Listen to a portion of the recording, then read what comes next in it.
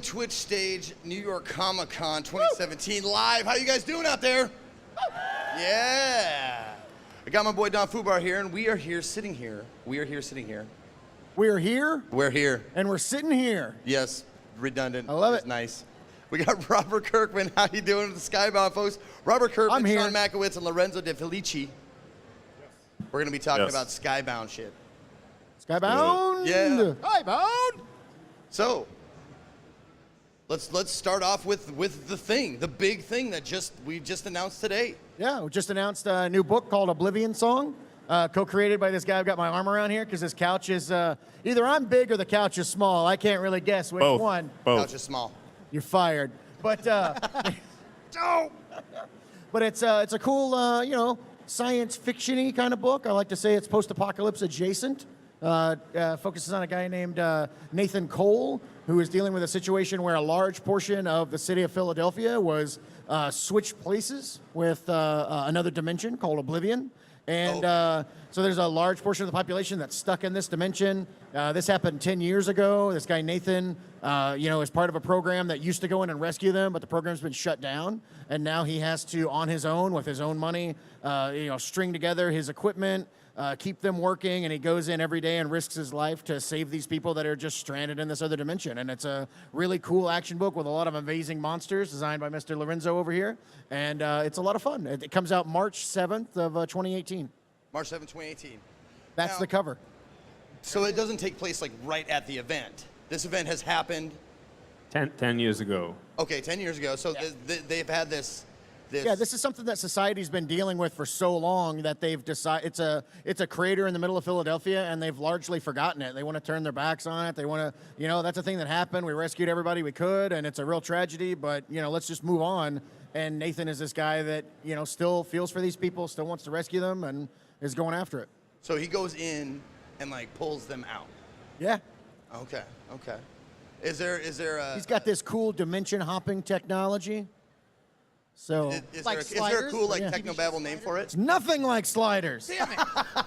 I wish How it was dare like you, Sliders. Man, we're doing this wrong. We should have made it more like Sliders. I told you. Quinn Mallory. Where's that guy up to? Someone write that down. Write that down. So is there a particular affinity you have for Philadelphia? Nope. No. Okay, moving on. No, I mean, it looks cool. I wanted to give Lorenzo a really great location to, there's great architecture. There's really cool parts of the city. It's got cool bridges. I don't ever want to do anything that's set in New York or LA because, that's where most things are set because that's where a lot of creative people live. Absolutely, So. completely understandable. How did you get hooked up with this project? When? How did you get connected with this project? Well, actually, Robert emailed me one night for me in Italy. And just asked me right away if I wanted to be involved in a project, a sci-fi project. And of course, I wanted to. Right. As you do. And as soon as I closed my job at the time, I jumped on this project with him, and we started right away. It's been like one year ago. It's been almost 2 years, but there were Almost some 2 gaps years. because you had that other project that you had to finish yeah. up. But yeah. So we've got a lot of issues in the can. We're very excited. We're going to be shipping on time monthly, and it's going to be great. Excellent. That's one thing I could always say about Skybound books is usually they're on time. You can expect them, and Usually, they're there. yeah, usually. No, I mean, I've read 9.4% of the time. I've read a lot of. Well, The Walking Dead books. has never missed a deadline since I've been there. So in 5 years, we've produced over like 65, 70 issues, and that's all on time. So as long as that comes out on time, that gives them some leeway. And maybe we should explain, you are the SVP. A SVP, yeah. Editor-in-chief is just easier. It's the less super valuable person. Sometimes, yeah. Like Sometimes valuable person, I like think. Superman versus Predator? What is that? Somebody write that down. Has that been done? I don't think it's been done. It's been done. But you're the editor-in-chief. You make sure what do you do for Skybound? Oh yeah, I oversee all of what do you do publishing. for Skybound? I eat a lot of shit from this guy. Oh, I'm sure. I'm sure. No, so I oversee all of our comic book publishing, and also we just announced a new book line with Simon & Schuster called Skybound Books, so we're doing a bunch of fiction next year. But yeah, so I oversee everything. I personally edit all of Robert's titles, as well as I don't know, a dozen others. So, yeah. Absolutely, and I've interviewed quite a few people since Skybound has been so nice to invite Twitch to different things, San Diego Comic-Con and stuff. We're very grateful to be a part of that, so I've been able to interview people a few times, like Donnie Cates, Dan Panosian, seen artwork from Slots and Redneck and all that kind of stuff. But mine's the best book. You also are not just editor-in-chief, you have a book. Wait, Yes, you I have a do. book? Yeah. What's this? Who's editing that? That's a good question. This is a rudderless book. Yeah, assistant editor Ariel is my editor. And she was concerned early on because, editing your boss's work is something that she was apprehensive about. But I told her that I edit my boss's work, and we've, he treats me professionally along the whole way, and there's nothing to be worried about. So I will treat her as nice as she I treats me. appreciate you publicly stating that I treat you professionally. No, I mean, I barely talked to him backstage, and I gotta say, I don't envy your position at all, man. It's tough to know when he's being serious. I don't know what the hell you mean. It's tough to know when you're being I will serious, say, man. I was like, do you mind if we talk about that? He just gave me this dead stare, like, Oh, I got a good Don't you dare stone talk about face. I'm that. sorry. Of all the assholes in comics I've worked with, he's the nicest. I think you should get that on the card. Robert I'll Kirkman, take it. nicest asshole in comics. What are the other assholes you've worked with in comics, Sean? I mean, you can go on my comics page and probably figure it out. Throw shade. Go ahead. Feel free to throw shade. Let's see. Okay, your book is called Gasolina. Tell us about that. Gasolina. Yeah, so Gasolina is basically what happens when the Mexican drug war turns supernatural. The first issue came out a couple weeks ago. We sold out on the first day. It centers on a newlywed couple, Randy and Amalia, who have a criminal background, are kind of laying low. And in the first issue, they kind of have to come out and help their employer rescue his son who's been taken hostage. Mm-hmm. And at the end of it, they retrieve their son, the son safely, or so they think. But the cartel has put these creatures inside of their hostages that burst out of them and kill them. So all of a sudden, it just becomes escalated to another level. I don't know. I've been working on it for a couple of years, and someone goes, "Oh, it's like Narcos meets Alien," and I was like, "Oh yeah, no, that's good. Let's just go with that. Those are popular things Man, people like." You are nicer than a lot of artists. I'm sure it'd be like Narco means it's like, don't oversimplify. To my Look at word. this nuance, but no, Yeah. nuance doesn't sell. Narcos versus aliens. That's There you go. He has the mind to say like, yeah, okay, let's say that. That's good. That's what makes him the Superman versus Predator at Skybound. Now, I actually had a chance to in San Diego. I had a chance to check out. Yeah, we spoke Gasolina. there. Yeah. Yeah, and I remember being struck by the relationship between the two protagonists. Yeah. It seemed like kind of a love story-ish. Yeah, I mean, I don't know. I've talked this a lot, but I have my first publishing job was for Harlequin, as I was romance publishing. Mm-hmm. So I've always been fascinated with, fictional romances, especially ones that are done well. He's a big softy. Yeah. Heart of gold. Ask my wife. Get my wife up on the panel next, and we can, never mind. Sure, you bet. But yeah, no, romance. Actually, she's here right now. Come on out. Surprise, Sean. I mean, I think a lot of our books that Skybound puts out have strong romantic elements. People just don't think of them as romances. Obviously, Rick and Andrea in Walking Dead, and Mark in Invincible, and it's, I think, something that keeps readers very invested in. Something that I'm concerned in how these people work together and have a strong relationship while they're dealing with some apocalyptic end of the world type shit, and really have to have each other's backs as they take on this cartel and put their own lives on the line. No, that's why I brought it up, because it actually. I like the I don't know if humanity is the right word for it, but it makes them deeper characters. I think so. Yeah. That I like to see them explore their relationship. I agree. Yeah. Yeah. So. Oh, and also Lorenzo did a variant for our first cover, which is excellent. But he did variant covers for all of our line in September, and just kind of knocked them all out the park. All of the lines. Yeah, eight different titles. Which titles? Do you remember? Which title? Which titles? Yeah, of course. It was Gasolina, Walking Dead, Manifest Destiny, Kill the Minotaur, Horizon, Redneck, Invincible, of course, And the last one is Birthright. Birthright. Yeah, you're right. We did that. I mean, you did that. I didn't do anything. Yeah. Nicely done. Okay, I mean, I heard of and or read almost all of those titles. Can you talk a little bit about like Invincibles Sure.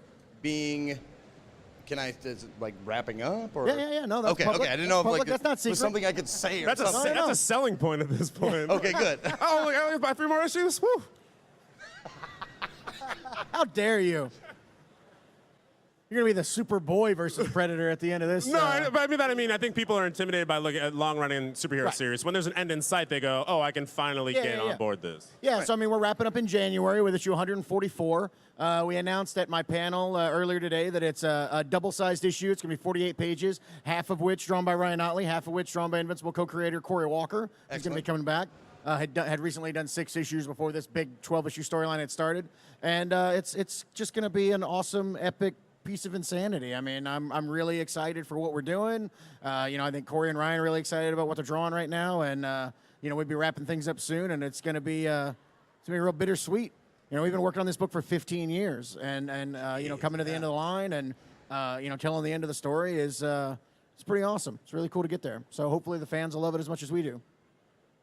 And then, you won't be too sad for long because we're doing a movie. So then it'll be back. That's right. Talk about that. In movie form. Tell me about that. Yeah, we're working with Seth Rogen and Evan Goldberg. They're going to be writing and directing. We've partnered with Universal to do it, and I'm really excited about that because they don't really do any superhero movies.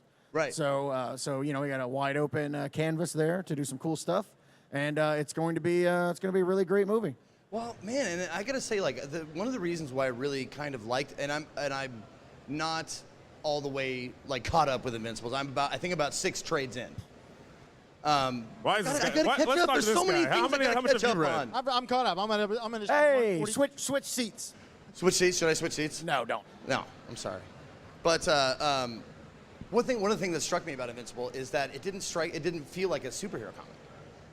I take that as a compliment. I mean, to me, it's everything I've ever wanted out of a superhero comic put in one book. Right, yeah. So it is kind of like an entire DC universe or an entire Marvel universe, like put in one series, and you only see the characters in the universe when they're important to the main Invincible story, but you get a Right. sense that they're always there, they're always doing their own thing, and it's a huge cast, and it's a big world, but we try to do things a little bit differently. I mean, we try to, distill things down to the emotional core of the story, and we really focus on, some very human beats inside of this very large, epic superhero narrative, and we try to, at all times, tell stories that seem like it's like a typical superhero kind of story, but they always take a really hard left turn and they never go exactly the way they go because there's an infinite number of tropes in the superhero industry. And we're starting to see this in the movies as well, where you kind of know what the third act's going to be and you know where the turn's going to be because this is how superhero stories are told.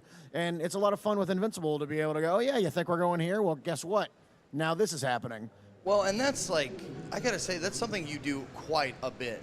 Like, I'm not kidding. Like, I don't know. I got one tune, I play it over and over. Well, no, it's not that. I don't know another writer that I would say has made me more angry because of that. Because of like, I want them to win. They lose. God damn you. Oh, the joy it brings me to know how frustrated you are. Well, and that's what keeps me invested. It's like playing a difficult video game. It's like just because it's frustrating and it makes me mad doesn't mean I don't love it. Exactly. Yeah. Exactly. Yeah. I mean, if you're happy at the end of an issue, like, what are you there for? Like, I mean, you should be happy, but like, I just feel like conflict is super important, and you want things to be interesting. You want people to be shocked. I try to make sure every issue of everything I'm writing has at least a couple moments where you're like, oh, what? I didn't expect that. That's really crazy. So I think what makes a Skybound fan is they hate us Wednesday afternoon, but by Thursday morning they love us all over again. It's Totally, man. I don't think like Zeke's rage is something specific though. Like if you get him angry mid-comic, he's like, "Damn it!" rips the comic in half and just burns it, and he doesn't know how it turns out, so he just settles into that rage. I'm Googling your number, like, I want to get him. I'm gonna call him. Tell him how much it upset me.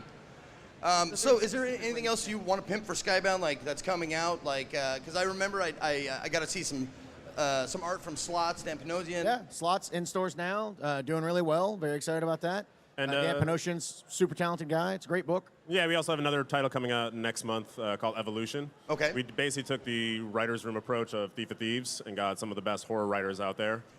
Josh Williamson, Chris Sabella, Joseph Keating, James Asmus, and they tells a story about what happens when humanity leaps forward 1 million years, evolves 1 million years over the course of a year. And it takes 3 different focal points and kind of looks around the globe of how these people adapt to their bodies changing and what to do. So I mean, what we did was we looked at what scared us, and a lot of it was body horror. So we're leaning very heavily into the body horror. Even the design of the book looks like a forgotten Cronenberg movie. Dude. Yeah, I know. I could tell. No, listen, like you were talking about that shit, and I work, my job is like a streamer. I'm on the internet a lot, and people frequently try to like gross you out, and I've been around it, but body horror stuff, like if you look up trypophobia, don't look it up if you have. Oh no, that was actually sent around. Yeah. Oh my God. Trypophobia is like little holes in skin and that kind of. Like the lotus seed, yeah. Like that kind of stuff. Like I'm.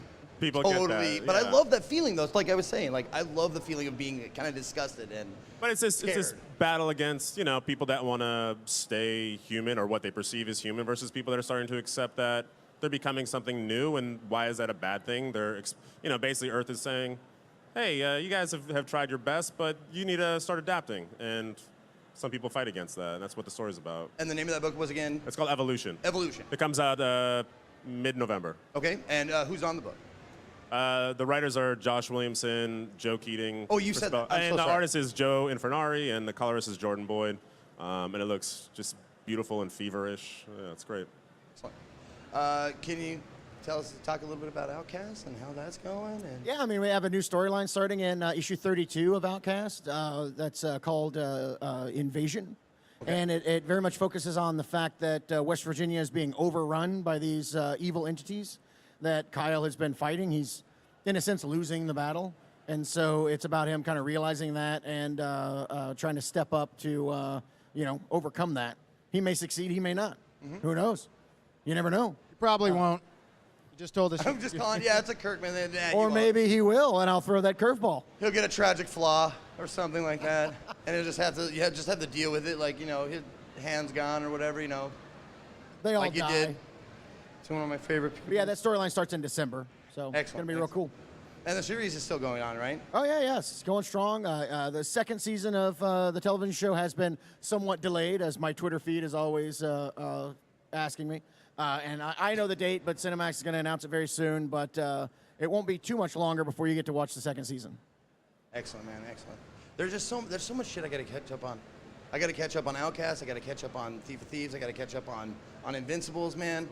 And I have all these books at home. I just need more time. There's so much Not good enough media time to in the consume, day. Yeah. You got to do it before March 7th, and then you get a new book in your life. So, Yes. It's true. Oblivion Song, Oblivion March 7th, Song. 2018. Philly, sci-fi. I mean, what else can you ask for? What else can you tell Like us? Always Sunny in Philadelphia with monsters. You're speaking my language right there, man. It's going to be great. It's nothing like that. Unless Nothing- that sounds good to nothing like you, that. in which case, please buy the book based on that assumption. You'll still be happy. Yeah. Oh, give us a like this meets this for Oblivion Song. it defies it. Oh, Yeah. It's that's Oblivion better. meets Philadelphia. I don't know. That's all I got.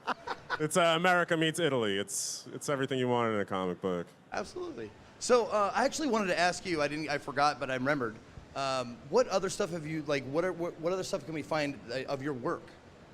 So I recently finished a book for the French market, which is called Infinity 8, and will come out for, I think, Magnetic Press here. Okay. And other than that, I did a lot of stuff in Italy and in France, but nothing has been published here actually. So if you search on Google my name, you can find it and order on Amazon. The beauty of the internet and Amazon is that you Yep. can find just about anything from anywhere. But you have to know French or Italian to understand it. Well, you don't have to know French or Italian to appreciate the art. I have bought plenty of books that I that's can't true. read. That's the power of drawing. Did a great looking issue of Dylan Dog that I have never been able to read, but it looks fantastic. Thanks. Before we go, obviously we got to put Walking Dead into any interview. Oh yeah, No, Okay. no, that's my cross to bear. You bet. No, season 8 comes out October 22nd, so it's going to be very exciting. We got Fear the Walking Dead wrapping up right now, so we got a few more weeks of that leading up to season 8's debut, and it's the big all-out war storyline. So if you like War, baby. if you like all-out war, Oh yeah. it's going to The be best kind of war. Negan's group versus Rick's group and all the other groups, and it's going to be a big group battle. It's going to be a lot of war, maybe some grenades, some cool stuff. Now I know you're the creator, but do you pick a side? Can you pick a side? Pick a side? Pick a side. I mean, it's 8 seasons. I just want Negan to wipe them all out. That is the best answer I've ever heard. Eeny, meeny, miny, go F yourself. Well, thank you guys so much for being here today. I do appreciate it. you. Let's give them a hand, everybody. You can check out all this stuff on skybound.com. Yeah, For Skybound.com. Yeah, skybound.com. You can see all the updates of all the books that are coming out. Oblivion song comes out again when? March 7th, 2018. Sorry. March 7th, 2018. Look for that in your local comic book store. But don't go away. We got lots more stuff coming to you right here on the Twitch stage.